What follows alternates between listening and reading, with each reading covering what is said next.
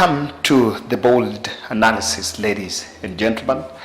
And I've decided to do this video, and the reports that are emerging as we speak now is that Raila Odinga is going to meet his supporters in Kamkunji grounds. According to what has been released by official spokesperson of Odinga, Dennis Onyango, is that Raila is going to arrive in this country on Monday at 11 p.m. I want to believe the plan could be for him to be received by the supporters or a host of leaders. Then from there, they will go one by one all the way to Kamkunji grounds in what many could have seen as extension of the consultative forums that had started way back in December before he flew out of the country to go to US Leaders Summit. And by that time, Raila held that event there, and after that he went to America. So I know many are trying to ask the political interpretation of this move, because it is not a coincidence that it is coming at a time when the discussion has been ripe on what exactly happened in the last general election. There is a whistleblower that has already released a report that is charging the ground. And after Jeremiah Kioni started over that discussion in the one-man press briefing, we saw the other Azimio leaders coming in the fold and saying that, you know what, they owned up that document. But one question that has been remaining here is what Odinga is planning, and now that that has happened, or now that elections are done, what would be unfold. And so in this analysis, I want to try to unpack the interpretation of that move to go to Kamkunji. But I just want to bring some few observations about that. You can ask yourself a question: why Kamkunji? Why Kamkunji?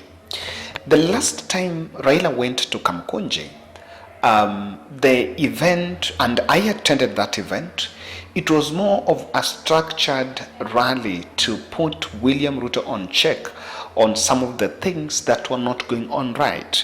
And it was more of a political rally. And I remember by that time, the challenge was that Azimio La Umoja called it consultative forum, but government machinery successfully ran with the narrative that Raila was trying to create violence and that it was more of a demonstration.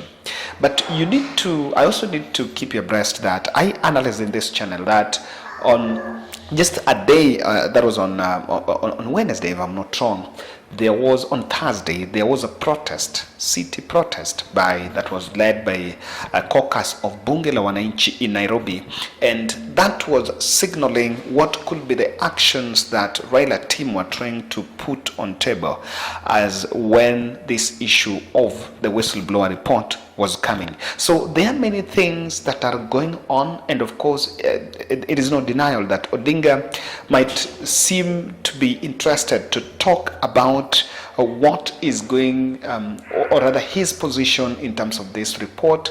And there is also the narrative of the Chebukati murder report that was claimed by the president just on Tuesday when the commissioners were leaving office. So I can say something that before we get at that interpretation, one thing that is bare here is the fact that he's going to call people and that he's going to meet people in Kamkunji. It's a very good opportunity, according to me, to debunk some of these narratives that have been going on in some of these reports, especially one that is keen is on this issue of the murder of Wafula Chebukati. I've been analyzing this, and if you look at the comment section, I look at my channel, other channels, and even the mainstream, you realize that Kenyans are just challenged it by one thing. Number one is on the issue of Musando. This one is an imaginary death. They are real, actual deaths that happened and were never done. And number two, The other narrative, or rather the counter narrative also, was that Uhuru Kenyatta handed over power peacefully, because if he wanted to interfere, or rather to kill Chebukati, William Ruto could not stop that, because Uhuru was in possession of all the other infrastructures as much as security is concerned. So that discussion, according to me, Azimio team won it in the public, because Kenyans were here, and the level of knowledge of Kenyans is a bit high, so Kenyans could ask that question. I want to look at this way, ladies and gentlemen. I know I have been analyzing more into when Raila met US, when Raila was in US, there were reports that he was going to meet Biden.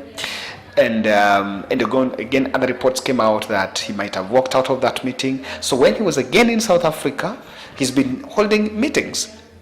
Just recently, I think yesterday, the KTN News were running a story about a soft handshake between Raila and Ruto. And if that, and after Kamkunji, that narrative came back again, that there was a soft handshake, and that's why the discussion about creating the leader of opposition office was coming. But if that was going on, then I can tell you that the Kamkunji rally wouldn't have happened, or rather it wouldn't have been called, because from the word go, when the Kamkunji rally is called, the president knows that Raila is going to charge the masses, and as the leader who is running opposition politics is going to charge the masses against some of the things that are happening. You need to acknowledge that now we have issues of the taxes, the controversial taxes, that is where KRA is allowed to spy on your M-Pesa transactions, and that is going on. There are a couple of other things that are happening that we'll touch on. We know there is the process of procuring the new IBCs, and it's going on. Odinga have taken a strategic position to challenge the president in the public, or rather to challenge Kenya Kwanza with engaging the population. I want to believe that this is what President Ruto is actually sugarcoating and is wrapping in his proposal to create the leader of opposition, the office of the leader of opposition. He's actually saying that the leader of opposition is not supposed to be talking in funerals and rallies, but should be calling press conferences. And it was a bit laughable, because even if Raila is not having, okay, Raila already have an office, but even if Raila was to call a press conference today, people are going to attend, and he's going to get the audience of the media, because also media is in the business, and there are also people who follow Raila Odinga. So I see a situation. One of my interpretations here is Raila decided to go to the people, and is taking the people-centered approach. Some of the discussions that are going to be there, and I can tell you, here is Odinga is going to fault the process of procuring the new IBC. We know that Azimio la Umoja had also proposed some suggestions to oppose an amendment that was floated by Kenya Kwanza team to make sure that they reduce, instead of parliamentary service proposing 4 people in the channel, in the panel, they reduced to 2, so that public service produces 1, political parties liaison committee produces 1. So that bill collapsed in the Senate, because the Senate decided to be consistent with what the National Assembly did. And I've seen that they lost in the National Assembly. And number 2, there are also things like, example, in terms of that issue of the Chebukati murder. The issue of the Chebukati murder is a very emotive issue, especially when you talk about that. It's very emotive, and to Azimio supporters, I know one of the things that remains a strong emotive issue is the fact that people lost lives. So Raila have decided to go to the public and make it, instead of going the boardroom way, which William Ruto is proposing in the opposition, or creation of the opposition office, he seems to be going public, because in the public, you are also going to have political mobilization. It's also a strategy to have political mobilization, because as we talk now, guys, even Kenya Kwanza is mobilizing. The events they're holding every Sundays as political prayer rallies are actually political mobilization. So that's what Raila is opting to, that I'm not going to oppose Ruto in press conferences. People would expect that when he comes, the first thing he is even having a press conference in the airport, and he has opted that no, he's not going to go the media way, because even now, as you know, the pattern has changed. The media is also feeling a little bit subdued. Government is owing them, is yet to be paid, and they can't go hard on the government. So that's why he has opted to go for the people. Number two, for Raila to decide to go to Kamkunji, I can tell you that the talks with William Ruto and even with these foreigners seems to have collapsed. Those talks are not anywhere. And one thing I see here is these foreigners that Azimio team believes could have meddled with our election were opting for the creation of the opposition office, and maybe I can speculate that they are in conformity, rather they are agreeing with the president for it to be done in the National Assembly. But Raila team have insisted that it's not a bad idea, because if anything it's not new because it was in the BBI, but for posterity, for it to be embedded in the constitution, and for security of that office, we need to go to universal suffrage. When people of Kenya go and decide in a referendum, and then that is something that is going to be institutionalized. And when you make it like going to the National Assembly and amending some clause here and there, some few sentences in the law, then you seem to be, it seems it's being done for an individual. It looks like a political token or a political gift that is targeting Raila Odinga, and that is what has been seen. So I can interpret for Raila to decide to go to Kamkunji. Maybe the talks are no longer going on, they have collapsed, and there is no point of agreement. So there is one thing that President Ruto must be very wary of, and it's the danger lurking. It's the danger in the darkness. We have seen a consistent pattern, and where politically people who are appointed in office, different parastatals by President Uhuru Kenyatta, are now being sacked, fired, left, right, and center. It's political right for president to pick people who he thinks that were politically right with him, and there's no problem with that. But do you know that when you push them out of the system, they also go out with some sort of anger. And what will be their buffer zone is a strong opposition push that are going to criticize. I can tell you, if there will be a sponsored illegitimacy programs against the presidency of William Ruto, then that program may not be sponsored by Raila Odinga, not even with the ODM party.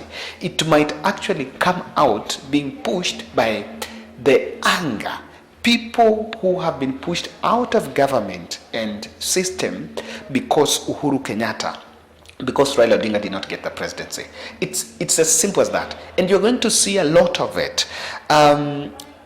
You're going to see a lot of it because they are going to be behind it. Just the same way the president now is working with people who, according to him, were actually mistreated by Uhuru Muigai Kenyatta. So that's the danger in it, that you can't underestimate it. You can see it as a very small thing, but when it pushed further, it's something that can yield, and it can become a full-blown thing. So I'm waiting to see what Kenya Kwanza are going to say about it, but there seems to be an environment that before Raila left this country, I know many have been asking, did the bombshell, or rather did that whistleblower report find him off guard? No, he knew everything. And so even the absence, he's been in South Africa and he was supposed to be there for only 7 days. He flew to South Africa last Friday, so he was supposed to be back by Friday this week, but then that has been rescheduled to Monday, so that when he comes back, it coincides with this program. And when Raila comes up from the airport, someone was even telling me they're planning for some homecoming or something. So this is going on, and I know it can be understood in different contexts, but I see politics at the center of it. I insist that the legitimacy programs should not be should not yield to a handshake, even though in the fullness of time, Ruto might actually be brought to the table, that it's not going to be bearable. I am saying this, that we have been bragging along about peace here, peace there, but that peace was sponsored by the handshake. So when you destroy the spirit of handshake, you remain with a country that is in tatters. Ladies and gentlemen, that's my take. We are waiting to see the reaction from different leaders, or the kind of narrative that Kenya are going to come up with, because it's going to be counter narratives. As it develops, I believe that on Sunday, there are going to be a lot of development as far as this is concerned. Don't be shocked. It can even be cancelled. Yeah, it can even be cancelled if things don't fall, or even the venue can be changed somewhere if things change. So it's an interesting one. Let's wait and see. But that's my bold take.